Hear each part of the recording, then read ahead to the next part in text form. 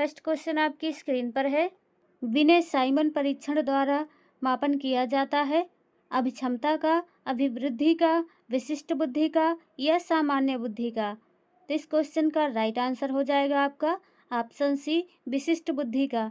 विनय Simon परीक्षण द्वारा विशिष्ट बुद्धि का मापन किया जाता है।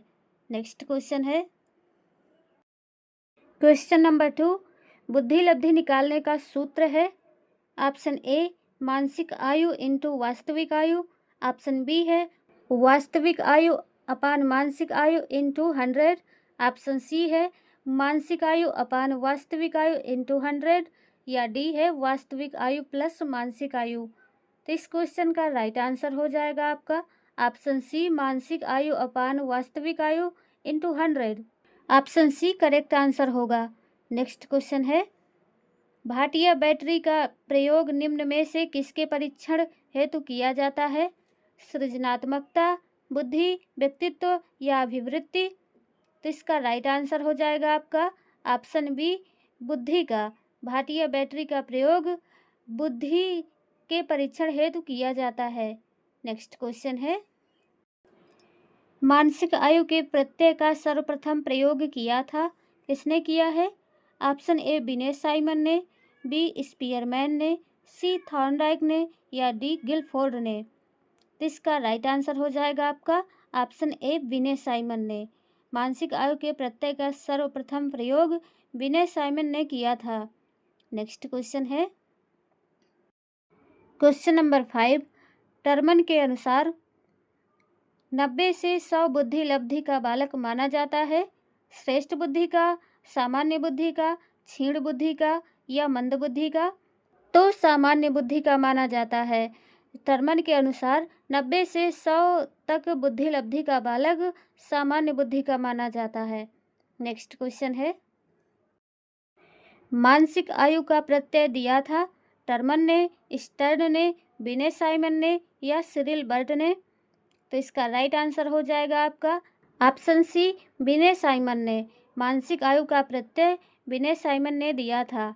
नेक्स्ट क्वेश्चन है क्वेश्चन नंबर 7। 12 से 16 वर्ष के बच्चों के लिए हिंदी में डॉक्टर एस जलोटा ने कौन सा परीक्षण प्रतिपादित किया है?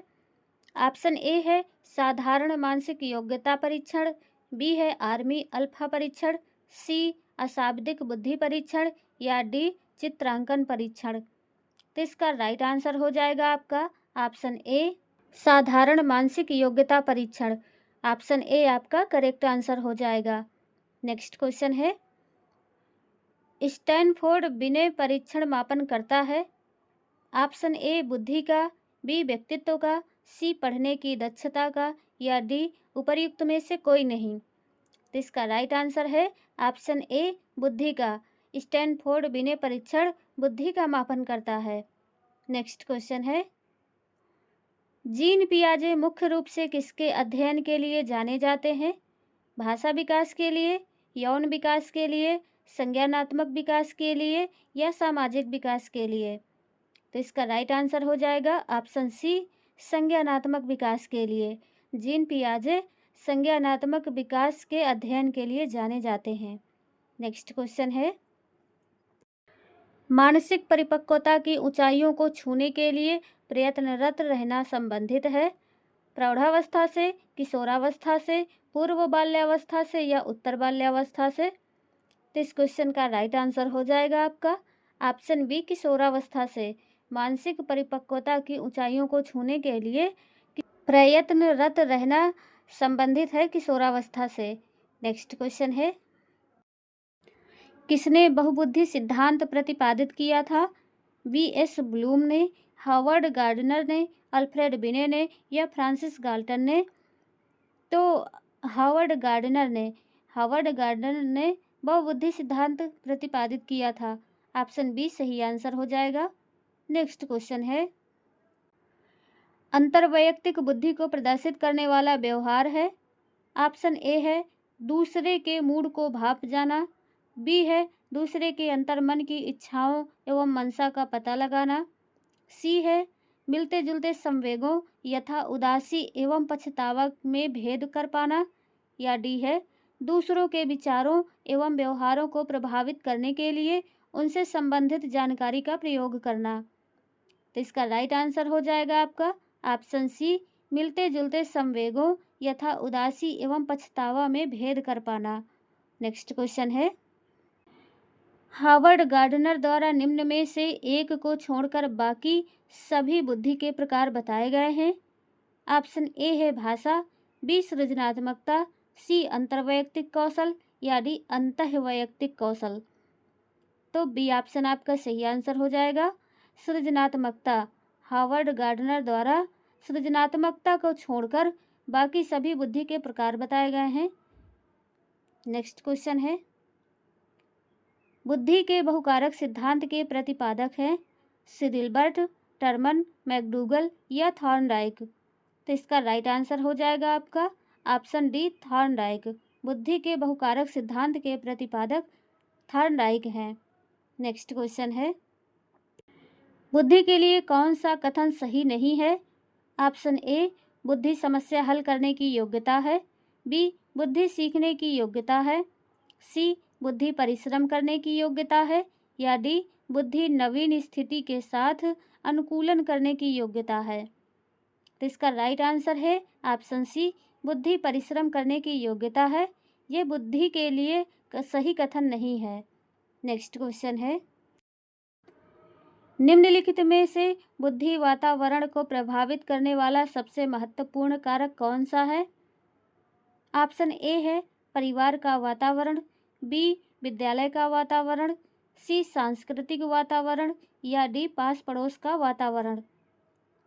तो इसका राइट आंसर हो जाएगा आपका ऑप्शन बी, विद्यालय का वातावरण। बौद्धिक वातावरण को प्रभावित करने वाला सबसे महत्वपूर्ण कारक होता है विद्यालय का वातावरण। नेक्स्ट क्वेश्चन है, बुद्धि पर वंशानुक्रम का प्रभाव होता है, किसने कहा है।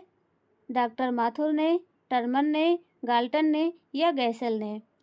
तो इसका राइट आंसर है आपका ऑप्शन बी, टर्मन ने। टर्मन ने बुद्धि पर वंशानुक्रम का प्रभाव होता है कहा है। नेक्स्ट क्वेश्चन है, मनुष्य का व्यवहार मुख्यतः किससे प्रेरित होता है। बुद्धि से, कौशल से, अभिवृत्ति से या अभिक्षमता से। तो इसका राइट आंसर है आपका ऑप्शन ए, बुद्धि से। मनुष्य का व्यवहार मुख्यतः बुद्धि से प्रेरित होता है। फ्रेंड्स, अगर आपको क्वेश्चन अच्छे लगे हों तो एक लाइक ज़रूर कीजिएगा। नेक्स्ट क्वेश्चन है, निम्न में से कौन कथन बुद्धि के बारे में सत्य नहीं है। ऑप्शन ए, यह सामंजस्य या अनुकूलन स्थापित करने में सहायक है, बी यह एक व्यक्ति की मानसिक क्षमता है, ऑप्शन सी यह व्यवहार की गुणवत्ता से आंकी जाती है या डी यह स्थायी एवं अपरिवर्तनशील विशेषता है। तो इसका राइट आंसर है ऑप्शन डी, यह स्थायी एवं अपरिवर्तनशील विशेषता है। यह बुद्धि के बारे में सही नहीं है, गलत कथन है, क्योंकि बुद्धि स्थायी नहीं होती और परिवर्तनशील होती है। नेक्स्ट क्वेश्चन है, बच्चे की बुद्धि लब्धि 90 से 110 के मध्य है, वह है ए प्रखर बुद्धि, बी उत्कृष्ट बुद्धि, सी सामान्य बुद्धि या डी प्रतिभाशाली बुद्धि। तो इसका राइट आंसर हो जाएगा ऑप्शन सी, सामान्य बुद्धि। बच्चे की बुद्धि लब्धि 90 से 110 के मध्य जो बुद्धि है वो सामान्य बुद्धि है। अगला क्वेश्चन है, पियाजे के संज्ञानात्मक विकास के 4 चरणों में कौन सा सम्मिलित नहीं है। इंद्रियगामक अवस्था, पूर्व संक्रियात्मक अवस्था, अमूर्त संक्रियात्मक अवस्था या उत्तर संक्रियात्मक अवस्था। इसका राइट आंसर है ऑप्शन डी, उत्तर संक्रियात्मक अवस्था। नेक्स्ट क्वेश्चन है, पियाजे के अनुसार बच्चा अमूर्त स्तर पर चिंतन, बौद्धिक क्रियाएं और समस्या समाधान किस अवस्था में करने लगता है। ऑप्शन ए है पूर्व संक्रियात्मक अवस्था जो 2 से 7 वर्ष होती है, बी है मूर्त संक्रियात्मक अवस्था जो 7 से 11 वर्ष है, ऑप्शन सी है औपचारिक संक्रियात्मक अवस्था जो 11 से 15 वर्ष है और डी संवेदी पेशी अवस्था जो 0 से 2 वर्ष है। तो इसका राइट आंसर है आपका ऑप्शन सी, औपचारिक संक्रियात्मक अवस्था जो 11 से 15 वर्ष है। उसमें पियाजे के अनुसार बच्चा अमूर्त स्तर पर चिंतन, बौद्धिक क्रियाएं और समस्याओं को हल करने लगता है। नेक्स्ट क्वेश्चन है, जड़ बुद्धि वाले बालक का IQ यानी बुद्धि लब्धि कितना होता है? ए 111 से 120, बी 90 से 110, सी 71 से 80 या डी 71 से कम। तो इसका राइट आंसर हो जाएगा ऑप्शन डी 71 से कम। नेक्स्ट क्वेश्चन है, पियाजे की कौन सी अवस्था का संबंध अमूर्त एवं तार्किक चिंतन से है? संवेदीगामक अवस्था, पूर्व संक्रियात्मक अवस्था, मूर्त संक्रियात्मक अवस्था या अमूर्त संक्रियात्मक अवस्था? तो डी ऑप्शन आपका सही आंसर हो जाएगा, अमूर्त संक्रियात्मक अवस्था। नेक्स्ट क्वेश्चन है, उत्तर बाल्यावस्था में बालक भौतिक वस्तुओं के किस आवश्यक तत्व में परिवर्तन करने समझने लगते हैं? संख्या, द्रव्यमान, द्रव्यमान और संख्या, द्रव्यमान, संख्या और क्षेत्र? तो डी ऑप्शन सही हो जाएगा, द्रव्यमान, संख्या और क्षेत्र। उत्तर बाल्यावस्था में बालक भौतिक वस्तुओं के द्रव्यमान, संख्या और क्षेत्र में परिवर्तन समझने लगते हैं। नेक्स्ट क्वेश्चन है, निम्नलिखित में से कौन सा बालक के मानसिक स्वास्थ्य पर प्रभाव डालने वाला कारक नहीं है? ऑप्शन ए कक्षा में नींद आना, बी परिवार में गरीबी, सी स्नेह का अभाव या डी पारिवारिक क्लेश? तो इसका राइट आंसर है ऑप्शन ए कक्षा में नींद आना। कक्षा में नींद आना मानसिक स्वास्थ्य पर प्रभाव डालने वाला कारक नहीं है, जबकि परिवार में गरीबी, स्नेह का अभाव और पारिवारिक क्लेश बालक के मानसिक स्वास्थ्य पर प्रभाव डालने वाला कारक है। नेक्स्ट क्वेश्चन है, एक बालक की संज्ञानात्मक शक्तियाँ जैसे कल्पना शक्ति, बुद्धि, निर्णय लेने की क्षमता आदि का संबंध है बालक के? ऑप्शन ए सर्वांगीण विकास से, बी मानसिक विकास से या सी है सामाजिक विकास से या डी शारीरिक विकास से? जिसका राइट आंसर हो जाएगा आपका ऑप्शन बी मानसिक विकास से। मानसिक विकास को प्रभावित करने वाला कारक है वंशानुक्रम, परिवार का वातावरण, परिवार की सामाजिक स्थिति या उपरोक्त सभी? इसका राइट आंसर है ऑप्शन डी उपरोक्त सभी।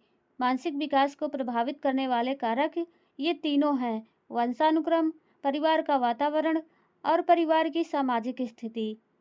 नेक्स्ट क्वेश्चन है, निम्नलिखित में से कौन सा एक संवेग है? डर, स्मृति, ध्यान या उत्तेजना? तो डर है, डर एक संवेग है।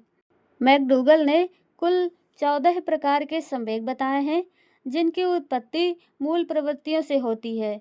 ये संवेग हैं डर, क्रोध, घृणा, वात्सल्य, करुणा, कामुकता, आश्चर्य, आत्महीनता, आत्माभिमान, एकांकीपन, भूख, अधिकार, कृतिभाव, आमोद। ये सभी संवेग होते हैं।